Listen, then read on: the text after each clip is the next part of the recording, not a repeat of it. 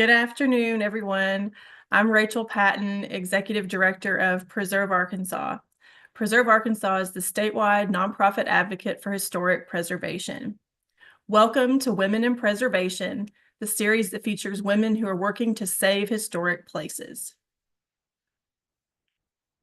Thank you to our series sponsor, DMX Architecture of Fayetteville, for their generous support of women in preservation. Many of you are members of Preserve Arkansas, and we thank you for your support. If you're not already a member, I'd like to invite you to formally join us for as little as $50 a year. Your memberships provide vital support to our organization and allow us to continue the important work of saving Arkansas's historic places. Learn more and become a member at preservearkansas.org. You're all invited to the Arkansas Preservation Awards on January 31st, 2025. We will recognize Jill Judy and Mark Brown of Little Rock with our Parker Westbrook Award for Lifetime Achievement, as well as 20 additional outstanding projects and individuals from throughout the state. Learn more and get tickets at preservearkansas.org. This will be our last Women in Preservation program of 2024. We usually take December and January off, and then we'll kick off the 2025 season in February. Stay tuned for the announcement of our full 2025 season of Women in Preservation. And now it's my pleasure to introduce today's speaker, Liz Norton. A native of El Dorado, Elizabeth Norton graduated from Hendrix College in 1975. Soon after, she and Wendell, her college sweetheart, married and moved to the Ozarks, immersing themselves in the history and culture of the Ozark Mountains, where Elizabeth taught math and music. They struck out for another adventure in 1989, moving to New York City. While living in New York, they created Norton Arts, focusing on the conservation of fine and historic works of art. For more than 20 years, Elizabeth managed preservation projects for Norton Arts, including conservation of architectural elements and collections at the Arkansas State Capitol, Powhatan Courthouse, historic Washington State Park, and the Old State House Museum. In 1998, the Nortons purchased the Newton County farm that belonged to Wendell's great-grandparents. Soon after, they began restoring the historic house, which consists of a circa 1880 log cabin and a circa 1910 addition. The May farmstead was listed in the National Register of Historic Places in 1999 and remains Elizabeth's primary residence. Welcome, Liz. Thank you. Thank you very much. Hi, everyone. I'm going to share my screen here, and then we'll get going. Yes. Yeah, you look good, sound good, and I'll tell you whenever I see your screen. Okay, it looks great. Good deal. Well, hello to everyone. I'm an older person, and so challenges happen. So in preparing for this program, it was really a fun adventure, a little bit stressful, but fun because it was only stressful because I had to think through 50 years worth of stuff to narrow it down. And I've spent a lot of time thinking about the roots of my love of history and preservation. And a happy surprise was when I connected all the dots, I realized I have a lot of family historians. So I'm going to start there. My grandmother, which is a good place to start because she was a history teacher. Even though she was a history teacher, it didn't just automatically make me love history. But she found a way. She made it very personal. She made it come to life. This is a photo of her. I think Barton Junior High in El Dorado must have been pretty new. And I asked my brother what this is, and he thought maybe it was just a cleanup day or something. But my grandmother knew uh, that that I would connect with people. And so she made sure I knew very early on the oldest members of my family who at the time were still living, and a lot of them were still from had been born in the 19th century. And her house was just like a scrapbook of people. And that she understood that about me, and that's how she got me. That's how she grabbed me. This is my excuse me, my first recollection of a family historic home. I don't know how old I was, but my Aunt Maggie, for sure, had been born in the 1800s, and this was her home, T.L. James, Thomas James in Ruston. And I can remember standing in the great hallway of this house. I can remember the smell. I can remember just being in awe of the size of it. And probably that's my first moment of really being hooked on my own history. My mother worked tirelessly with the South Arkansas Preservation Society to preserve this house, which is the John Newton house. It was the Newton Rainey house at the time. It's an antebellum home in El Dorado, and she wanted to make sure that the story of that house could be accessible for everyone to understand their roots in El Dorado. They give tours. It's a beautiful home now. They've done a fantastic job. And when you get tours, you have people in period clothing giving you the tours. It's really quite remarkable. On the other side of my family was my grandfather, J.G. Ragsdale. And I learned in my research that he actually was one of the founders of the Arkansas Historical Association. He was an attorney for Lion Oil in El Dorado. And honestly, I didn't know he had any interest in the history while I was growing up. But I did know he was a really good storyteller, and he could keep a bunch of kids totally mesmerized with his story. My favorite one was the story of how he came to be there. He was a little country boy not far from El Dorado with not really a family with very little means. So he scraped his funds together and bought a one-way ticket to the University of Arkansas when he was, I think, 16. He'd finished school and needed something to do. So he got there and he said, I want to go to school. And they said, that's not how it works. You'll have to go home and go through the process. He says, I can't go home. I don't have a ticket and I don't have any money. So he went to the president of the college, who happened to be from Gumlog, and they traded stories, and the president helped him figure a way out. And he worked nights at the university. He finished school. He went to law school at Washington Lee in Virginia, where he met my grandmother. So that was my favorite story. He, this is one of his runs for county judge. He did not become county judge, but he did become municipal judge, and he was munis municipal judge all of the time that I knew him. So I think it was around 20 to 30 years he was municipal judge. And it's fun to watch him as a politician too. He was a real genuine guy. This guy, probably many of you know, this is my Uncle John, granddaddy's son, my Uncle John, who you probably know him as the Dutch oven guru. That was his first love. And well, besides Aunt Dee Dee, he, uh, he wrote a history of Dutch ovens, and he wrote a couple of cookbooks too. And he persuaded Jody Mahoney to make the Dutch oven the official cooking vessel of Arkansas. I think Utah is the only other state that has an official cooking vessel. It's also a Dutch oven. Uncle John also wrote this book about life in South Arkansas. My father, who was not quite as passionate about history, said it was a really good book for insomnia, but I thought it was a really good book to read because I liked the details. He talked about the kinds of food my grandmother fixed and the brand of oven that she cooked on and all kinds of things like that. If you have a chance to pick it up, you should.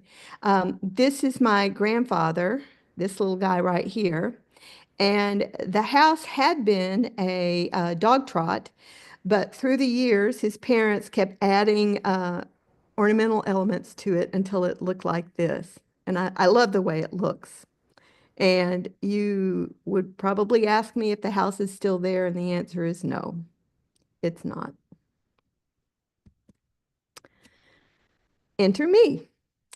I had started as a math major at Hendrix, but after 3 terms of calculus and some of the richest musical experience I have ever had, and I changed my major to music. That's where all my energy was going, and it just seemed like a good way to go.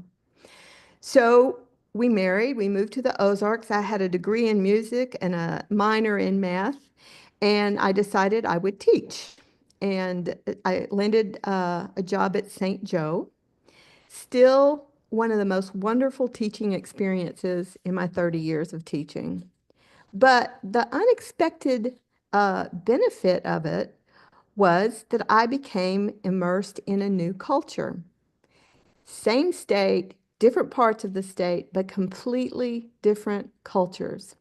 Many of the families I knew had been here for generations, and to their credit, they took me in and sweetly educated me about all things Ozark. We learned how to butcher pigs. We learned how to noodle fish. I really learned a lot of things. Um, I gained an insight that has lasted me a lifetime. And what I always say is don't judge a man until you've walked a mile in his hunting boots. So when Wendell and I returned from New York and began our conservation business, my love for people and their stories expanded and found a natural place to land in preservation. I served on the Preserve Arkansas board 20 plus years ago, and that was my intro into this wonderful community of kindred souls. I also served, and this is a photograph of me at a ramble, Wendell and me at a ramble. Julie Wiedauer, I don't know if you're on there, but that's your picture too. You might recognize some other folks as well. This was a ramble that was at St. Joe, so it was really close to us, and we just drove over there. Um, I also served as a commissioner for Historic Arkansas Museum. And I always said, you have not lived until you've sat in a room with Parker Westbrook, Bill Worthen, Charles Witzel, and Gordon Rather, and a whole bunch of other people talking about the details of who lived at what address on what street in 1921 and where the fence line was and what businesses were there that have now moved or no longer there. It was a great lesson in history, and they knew it. They had lived it, and it was really fun. In 2015, Wendell and I received the Odyssey Awards for special projects from Hendrix for our work in preservation. That was a real honor. But I consider my greatest gift to the preservation universe to be my daughter, Vanessa, whom many of you know. Her contributions to preservation of our cultural heritage in Arkansas are ongoing and nothing short of remarkable. This is the Kirby Colburn House at historic Cane Hill. If you have a chance to go there, you'll just see amazing things happening there. That was a house that most people said, oh, just tear it down and start over, but that's not something you should say to Vanessa. My parents met because El Dorado was an important part of our family history. I love this photo of them. My grandmother, who was a recent widow at the time, and my mother moved back to El Dorado from Tennessee to be closer to family. My great-great-great-grandfather was the first pastor in the First Presbyterian Church there. The church that I grew up in was magnificent. If you've ever been there, you'll know exactly what I was talking about. It was built in the collegiate Gothic style in 1926 and was constructed out of red brick and white terracotta. It was built at the height of the oil boom when money flowed as easily as the oil. And I really do suggest you go there and just sit in the sanctuary. The windows are some of the most beautiful windows I have ever seen. It's definitely a sacred place. The oil boom began in 1925. Some of the most beautiful homes, especially for a small town, are located there. This was a house owned by Randolph James, who was happened to be my mother's cousin, and also built the Randolph Hotel. This house now is owned by one of my high school friends, and it's very unique. It's very different in the whole town. You probably recognize this house as Theodosia Nolan's house. Well, they call it the Charles Murphy House. It's gorgeous. This is the Mahoney House. This is the Reeves house. Reeves was a department store growing up, and this was the owner. It's now an event center, but it is just a gorgeous house. This is the Municipal Hall building, great building. My grandfather was municipal judge, and so he spent a lot of time in this building. So this was my everyday world. Looking at these homes, these buildings, it just set the bar really high, I think you would say. Many of you know Bill Cook. We call him Billy because he grew up in the same church with us. He was our friend, and we spent a lot of time together. The funny thing about Billy is that his first house that he bought as an adult belonged to my grandmother's uncle, Uncle John. And Billy and my grandmother seriously bonded over this house.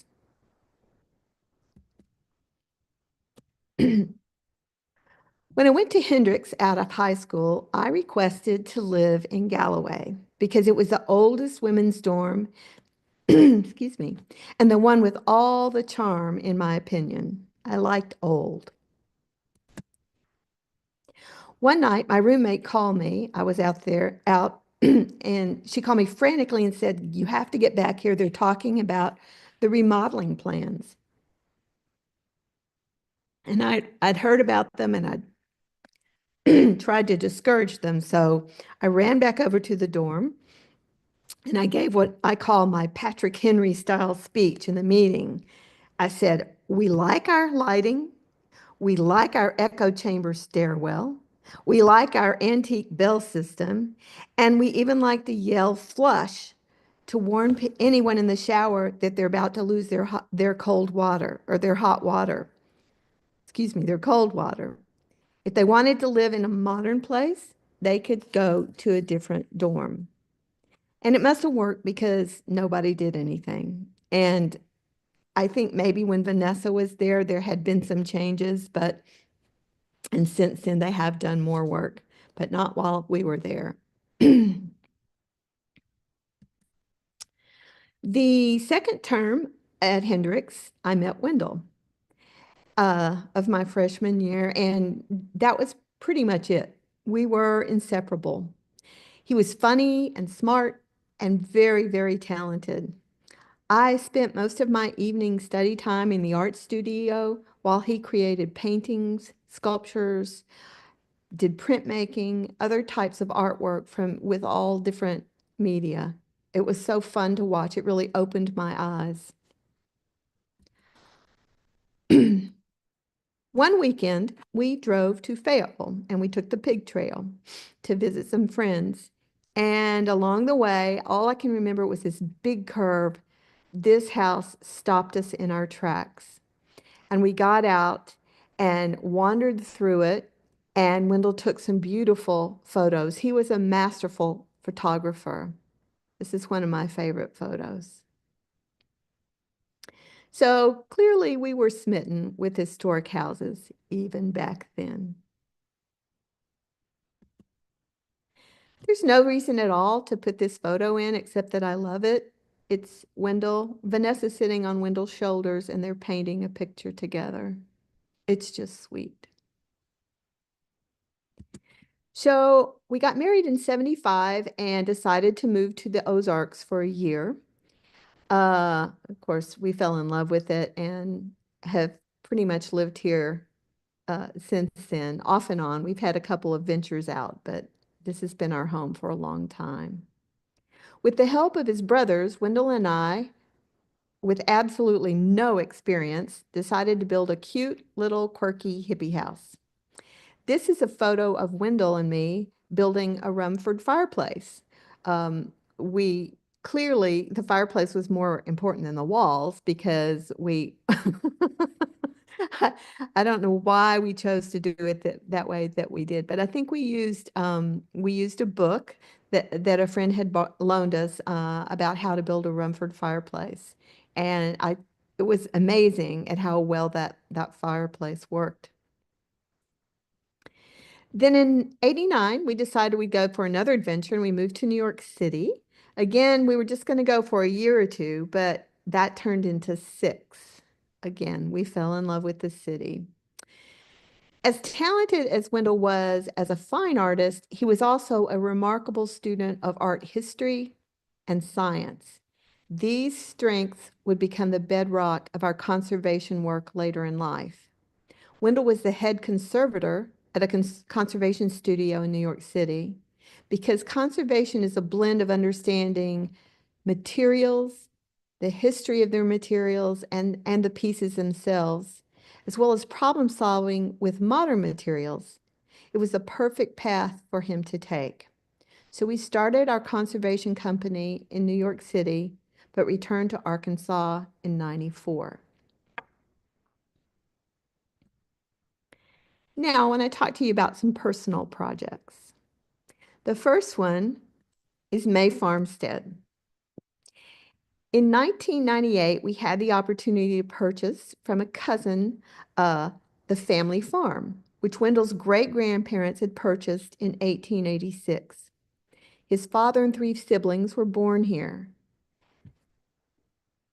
This is right after we bought it. He may even have the deed in his hand. It was in rough shape. This photo is from about 1904. Wendell's grandfather is the smallest child, the one in the wagon. And as Rachel said, this house is now on the National Register. One of the things you'll notice from this photo to the next, that everything is pretty much the same. All the windows, all except one window. There's going to be another window over here in the next photo. But even the railing over here is still intact. One of the things I loved most about this project was the reaction that our local community had. We've had tours out here from the Newton County Historical Society. They were able to understand their own contribution to the culture and to the stories of the Ozarks. They recognized their place in the stories, and they were proud of their heritage and their roles in it. So this campus of historic buildings is now where the family gathers. I love that the children are falling in love with this place, as generations before them did. And here's the house now. It does have some really nice modern amenities. So we set out to restore our house while making some 20th century additions that would allow it to be comfortable. I spent one night here in the cold and that was it. That was never going to happen again. So the first fun discovery was while moving the very ugly wallboard out of this room, we discovered very old logs. This image is in here so that you can see this chinking right here is new, but we saved this old chinking so that we would be able to see what it had been. And there are some really good materials, and they seem to have a lot of a long life in them. Here's the fireplace, and the fireplace was this piece and this piece were intact, but they were falling in because there was nothing to hold them together. So we added this little keystone piece of stone to hold it in. The next problem, which is a very typical problem, is the fireplace did not draw properly. It smoked up the house. So I called our friend Tommy Jameson and I said, "What do we do?" And he said, "Well, the opening might need to be smaller." He says it should be 12 to 1 or 10 to 1. What's the opening in your chimney? So I just guessed. I wasn't going to crawl up and look at the opening or measure the opening in my chimney. And he said, "Get some sheet metal and cut an opening in it and test it." And it worked beautifully. So I now knew what the opening needed to be, but I didn't want the sheet metal. So I had a welder cut this piece that you can see to sort of fit into the rock opening. And then we had this smaller opening so that it would draw properly. It took me 2 runs at this iron piece or this steel piece to get it so that it fit reasonably well. It still doesn't fit perfectly, but I don't think it ever is. But it draws great. This is a photo of the chamfered post you can see right here. So we think that when it was just a cabin, just that one room that you saw, that this was actually the front porch. And you see these chamfered posts right here. And those are the door surrounds now. But that same element is on the posts in the current porch on the front. There were so many fun discoveries, and this is one of them. So this is a door going into an addition room, and you can see, so they had no insulation, and they used newspapers, catalogs, ugly wallboard, whatever it took to keep the cold out. And after spending that night, I don't blame them. Here's some close-ups of those. This is from a catalog of the rocking chairs. And here are some shoes. For $3.15, you can get a dandy set of a pair of shoes. We designed the upstairs walls so that you could see the exposed chimney, so you could see the work that had gone into that. So this chimney would have been covered up, but we're able to see how they did their mortar and that sort of thing. This is a fun one. Once we pulled the wallboard off, we found these shoes, and some people told us, well, it's probably going to ward off death of a child, and they were very small shoes, but we don't know anything definitive. Um, a lot of times in that time period, they put shoes over a door to ward off evil, and also to increase fertility. There is a child, a family child who's buried in the nearby cemetery at Ben's Branch, who died, I think, at the age of 3. And so it could be shoes from that child, but they're still there. We're not taking them down. I just wanted to show you this for a certain reason. Oh, the kitchen had nothing in it, of course. And so we had some quarter sawn oak, and I had a carpenter, a furniture maker, build these cabinets for me. But what I want to point out is this railing right here, this element right here. There's a house in Snowball that had this all around the top edge of the roof. And I loved it so much, I wanted to incorporate that into these cabinets. It adds a touch of softness to it, I think. We have all the interior doors are original. in the house, and including this one. It's a little wappy-jawed looking, but it's not as wappy-jawed as it actually looks. It's just open a little bit. We replaced the exterior doors because the doors that existed were really not in very good shape. I love this little latch right here.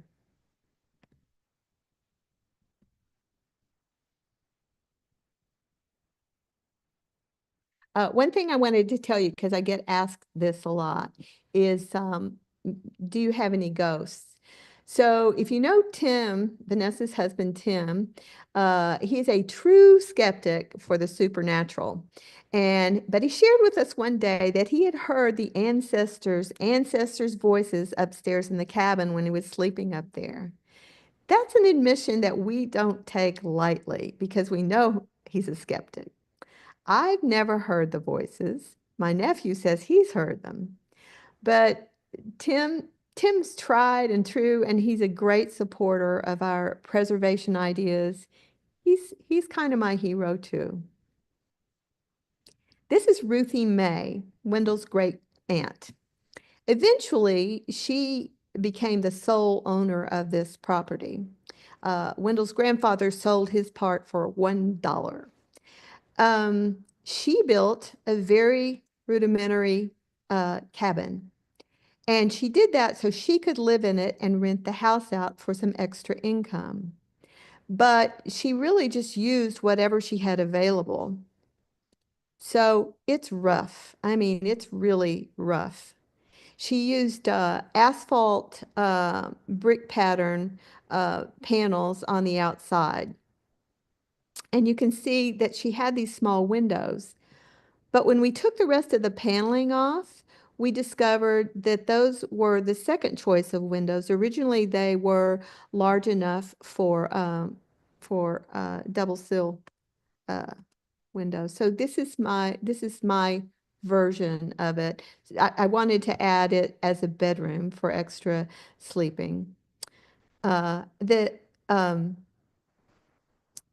the facade is cedar clap clapboard, and then the corners we just imitated what was on the house. We imitated the clapboard and the corner construction, and the window surrounds too, the window trim, to match what it was at the house. We knew that was period, and that's probably what she didn't do because she was really kind of slapping it together, but that's what she would have done. And we put tin on the roof of it. This is the interior of it. She also had horizontal wood walls, but it was really degraded. And so we've replaced that with simple pine horizontal wood. The door I had to replace. I'll go back to that. This door is one from Vintage Doors. The door that existed was not really usable. But the interesting thing about it was the hinges were made out of leather.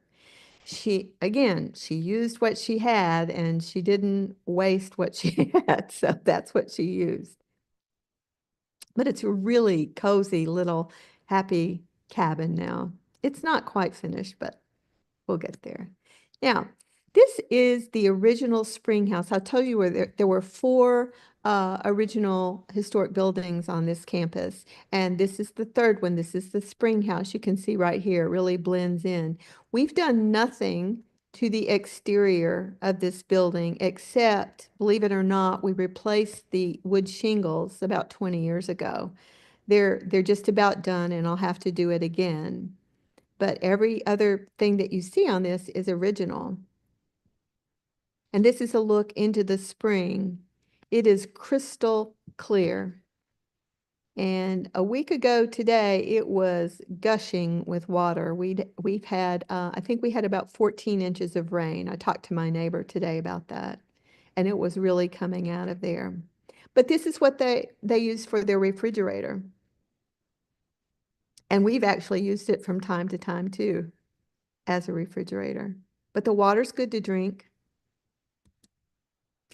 And this is the fourth building, historic building. This is the barn. Now, the barn has been recited. When we got it, it was leaning. So Wendell roped Tim McEwen into putting cables on it and pulling those cables with the tractor until it was straight.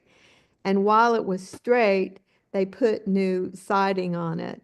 And it's really, it's a beautiful, and on the inside, everything's just pretty much as is. I'll show you a picture of that in a minute. But the tree here is a bodark. And until not long ago, it was the largest official bodark in the state of Arkansas. It lost a bough, and so that it lost its standing once it lost the bough. But it is a remarkable tree. This is one of the doors on the inside of the barn, and we've kept everything exactly as they had it. It's a sweet place. Now, I want to talk to you about some of my personal projects besides that. Uh, the first one is this beautiful little place in Gilbert. So in 1986, we bought this house. We call it Anna's house, and it's an Airbnb. It was one of the original houses built in Gilbert by a group who had moved to Gilbert in 1917. Our house was built in 1919. It belonged to Anna and Lute Bing. Lute's brother Cal was a master carpenter, and he built a lot of the homes and the buildings in Gilbert. And I'll talk about that in just a minute. When we bought the house, changes had been made that we never would have made, but we just kind of dealt with it and always thought, well, maybe down the road we'll do something. But it is a beautiful and sweet little house. My neighbor Ray, who lives on to the left of this, uh, was a child when his family moved to Gilbert. So the history of Gilbert is uh, there were families that already lived there, and they ran the railroad, the bakers, they owned the store, and a group from the Illinois, Indiana area decided it was a religious group and they wanted to find another location. They, for a variety of reasons, but their leader found Gilbert and decided to move everyone there. And Ray was a child when that happened, but he had so many memories and he told us his stories. It was really a great legacy. So Ray's father arrived in Gilbert with $100,000. That's in 1917, $100,000. I looked it up, and that's about $2.5 million today. And uh, he helped people to buy their land and fund their buildings and that sort of thing. So they also set up a print shop. The church set up this print shop because they printed all kinds of flyers and they shipped them all over the world. It's a Gilbert Christian church now. And uh, my friend Jeannie has been able to, she's started organizing it and eventually wants to turn it into a museum. It's got it's a treasure trove of historic articles in there. This is one of them, the Bible chronology. They were called the Incoming Kingdom Missionary Unit, and this was the kind of uh, flyer that they would mail out into the world. I've contacted the Butler Center because there's so many of these. I think they would love to have one as part of the story. Excuse me. Um, My friend Jeannie Moore worked with Ray, my next door neighbor, to document the stories, and she's actually written a book that if you come to Gilbert, you'll be able to see. Her grandparents on her father's side, lived in Gilbert. and were already there. Her grandparents on the other side were the ones that moved from Illinois, Indiana. And so she has really hung on to all her family history, and she is a wealth of knowledge. And with her knowledge and Ray's knowledge, it's just such a rich heritage. She asked me because she was trying to organize the press building where they printed these. And she said, "Well, I don't know why I'm doing this." And I said, "Jeannie, it's your story. You can't not do it. If you let it go, it just goes away, and you don't want that to happen." So last fall, there was a fire. A woman driving in an RV clipped the overhead electrical lines uh, going down the street and set off this fire. This is the schoolhouse. The area in the back is the original, and then this addition was added in 1936. They had to gut it.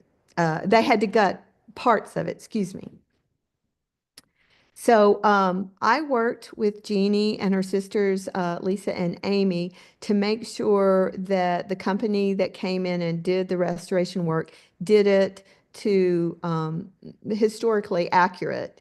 And we had to stop them from doing a few things, and they did. They, to their credit, they paid attention to us. Because their ancestors are the one who built the Jeannie and Amy and Lisa's ancestors are the one who built this, and they wanted to honor that. Because it was a schoolhouse, there were some chalkboards, and when they were tearing everything out, they pulled this chalkboard off, and on the back of it was signed by three of the men who had done the building. I told you Cal Bing built my house, my Anna's house, and this is his signature right here. And it says this building was remade September of 1936. So, and then there's Vernon Ramsey over here, and their families are all still in the area.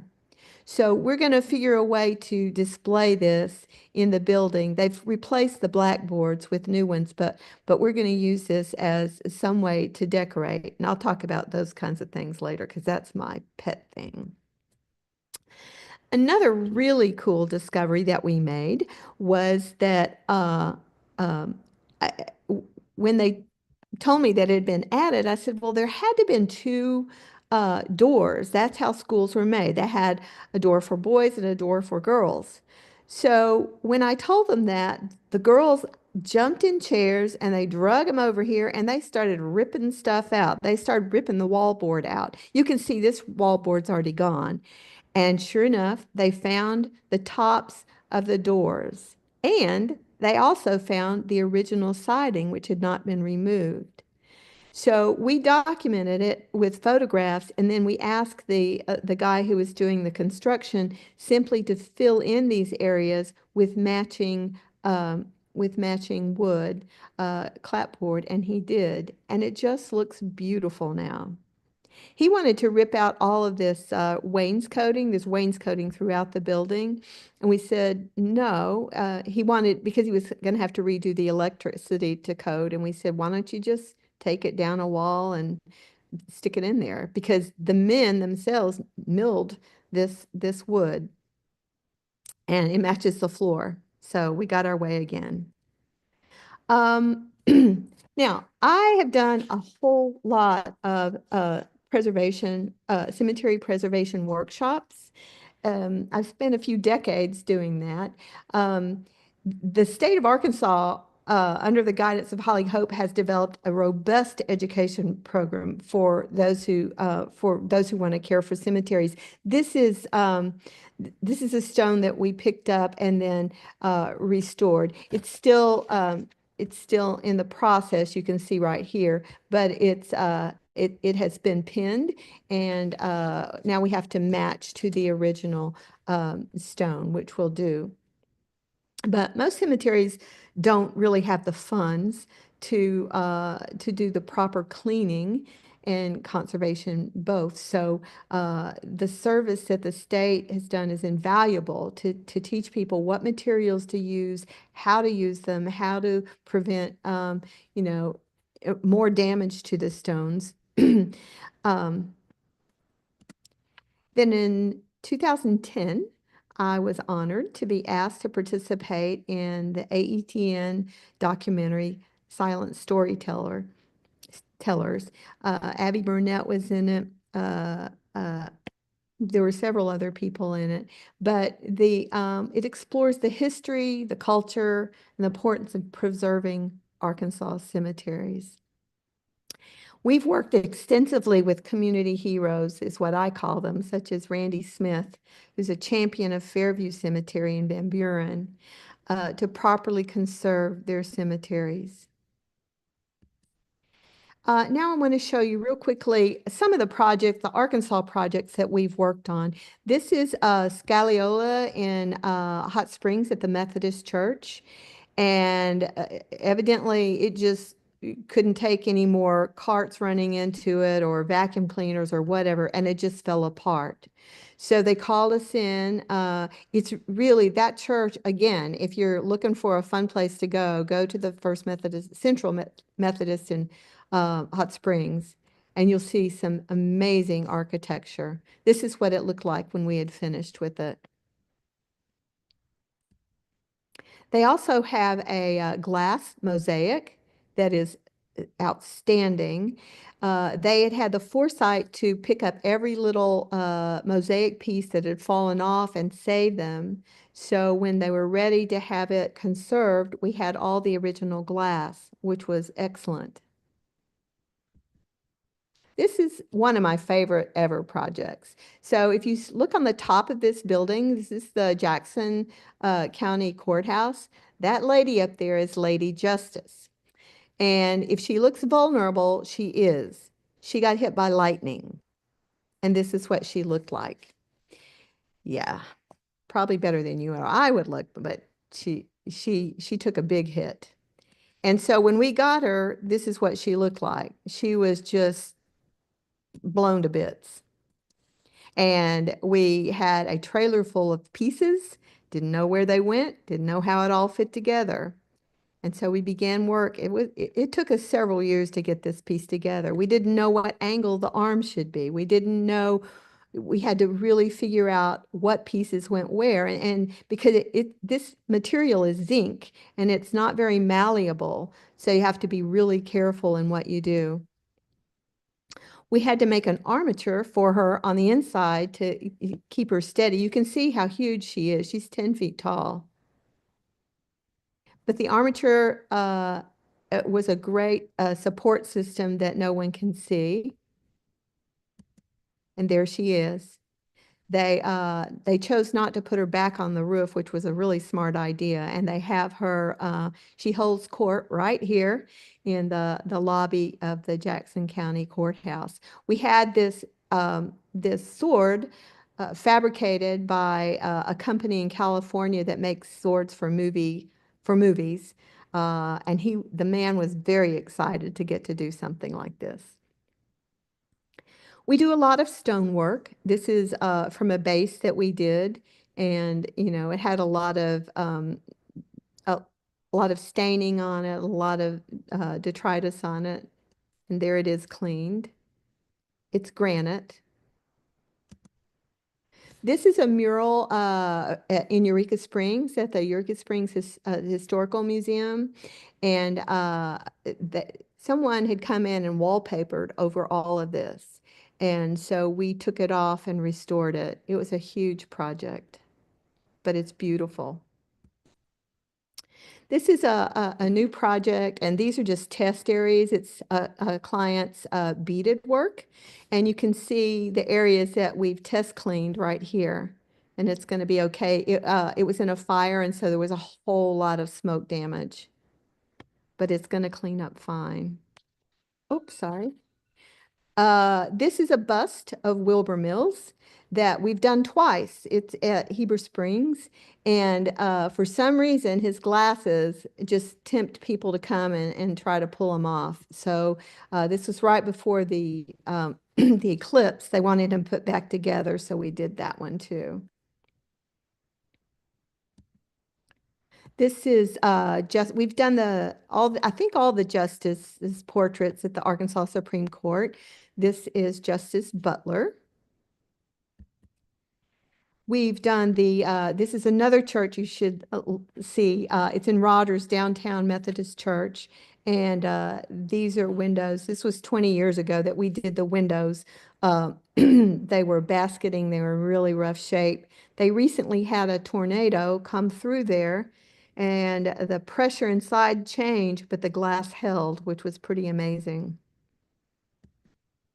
Now, these are my little pet projects, and I'll try to make this quick. So, I had this funny thing with my family. They rib me quite a bit because I don't like to get rid of anything.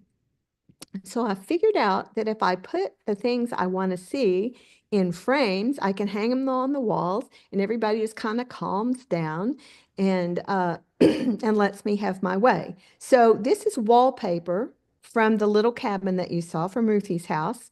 And I didn't really like the wallpaper, but there was not much that could be salvaged. So I had it put in a frame, and now it's on the walls inside.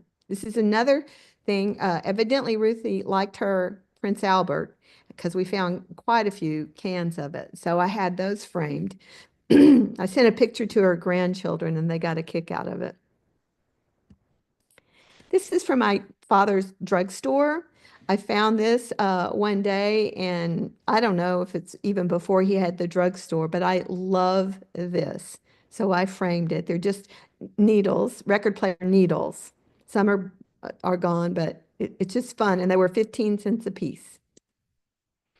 This is a postcard that was sent to my dad, and it makes me laugh. So I told you about the Randolph James house. This is the Randolph Hotel that was his, but it's addressed to Bob Ragsdale, Ragsdale Drug, Northwest Avenue. Doesn't even have a town. And he wants a copy of his receipts, and all he does is signed it DR. DR. But we happen to know that was another cousin, DR James. And so, of course, he got what he needed. But it just makes me laugh to see it. I love these. Wendell was a printmaker, and so these are etchings. This is the actual plate. So I frame the plate, and then I have one of his etchings from this plate. I remember sitting in the art lab watching him make these, and so they're really special to me. This was a gift. Wendell's father was an artist too. He actually went to the Chicago Art Institute, and they were going to a baby shower with no gift. So he did this real quickly. It's a little poem, and he made illustrations, and they gave that as the gift. Um, the lady gave it back to my mother-in-law. Later on, she felt like she would really want to keep it, and it's a real treasure. And then this, Wendell made a lot of t-shirts at Hendrix, and this is from my orientation in one that I did in, no, I guess it was the year after me, at 75. It was a shirt that we did.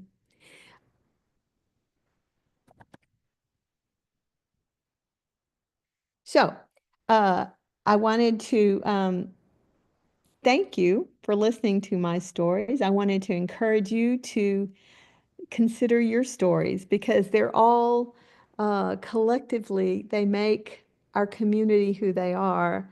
Um, and it's just really fun. One more thing I wanted to say to you, and I'm going to stop sharing so I can show it to you along the lines of repurposing things. This necklace, this was a ring that I wore in high school. And so I'm going to encourage you to repurpose things. So I had it turned into a necklace so I could actually wear it. I'll see if you guys have any questions. Thank you so much, Liz. It was wonderful. Thank you for sharing all the stories. You've got lots of very sweet comments. Let me go through and hellos, and I'll send you all of those. Let me try to pull questions. Are you associated with Norton's Art Gallery in Shreveport, Louisiana?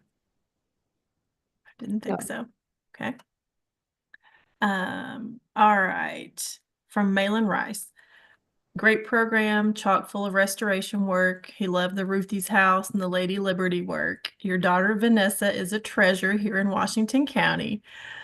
I love the wallpaper in a frame as well as the chimney upstairs. So how do you convince homeowners how to spend the money on these artistic additions? Well, I tell them if they get rid of them, there's no going back. So why not figure a creative way to preserve that because it's part of your history and meet your needs too. I have central air and heat in my house because that's the only way I'm going to be able to live there. But it's kind of tucked away. There are ways you have to be creative sometimes.